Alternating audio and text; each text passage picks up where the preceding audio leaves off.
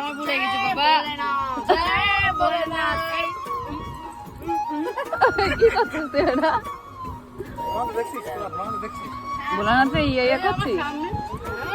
ভোলানাথের দর্শন পেলে আগে সাপরে খোলা মধ্যে ধরাতে লাগে, তাহলে তুই ভোলানাথ দর্শন পাবি। সাপ? তাহলে রাস্তা যেখানে পাবো সামনে তুলে তুই এরকম ঝগড়ুটের মতো কথা বলিস কেন সবসময়? কুটনিদের মতো? কুটনি হ্যাঁ? বাড়ির ছোট মেয়েরা ভাবি ভালো মানুষ, ভালো মানুষ না পুরো বদ্দির শিক্ষা এটা নাকি? আজকে একবার বলো ভালো মানুষ, ভালো মানুষ।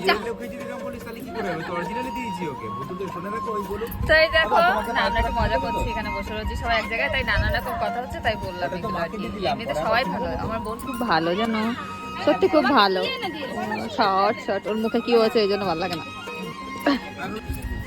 তো এই যে আমরা তো সবাই পুজো করে এসে বসেছি বাড়িতে, মানে অনেকক্ষণ আগে এসেছি, সবাই সাবু টাবু খেয়েছি, ফল খেয়েছি, আর বেটিং অ্যাপ আর এখন এই যে দিদি আবার সাবু মেখে নিয়ে এসছে এক ক্যান। হ্যাঁ ঠিক আছে, বাড়ির থেকে হ্যাঁ এই পুরো বাবার মতো শুধু দিল। হ্যাঁ সুন্দর করে মেখে নিয়ে এসছে রেডি। তুই এইটাতে কি শুয়েছিলি? হ্যাঁ এটা যোগা করে ঠিক আছে, আমি শুয়েছিলাম। বলতে সাবু এনেছিস কতটা? এক ক্যান।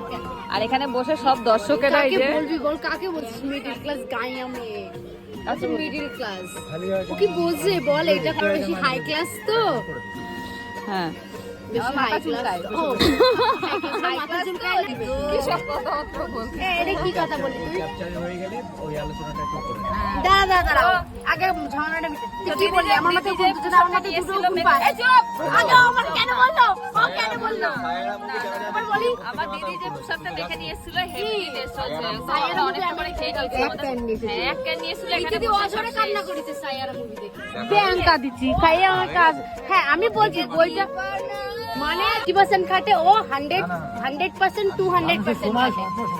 আমি সেটা বলিনি, আমি জাস্ট বলছি তুই প্রমোশনে যাস, করে চলে আসিস, হয়ে যায়। এই মানুষটা এডিট করে, পোস্ট করে, কল হ্যান্ডেল করে, সব কিছু করে। আরে আমি বলছি না তুই কিচ্ছু করিস না, তুই পার্সেল করিস, তুই সব শুট করিস, কাঁদিস তুই না, সব জায়গায় যাওয়া আসা করিস। কাঁদিস না, কথাগুলো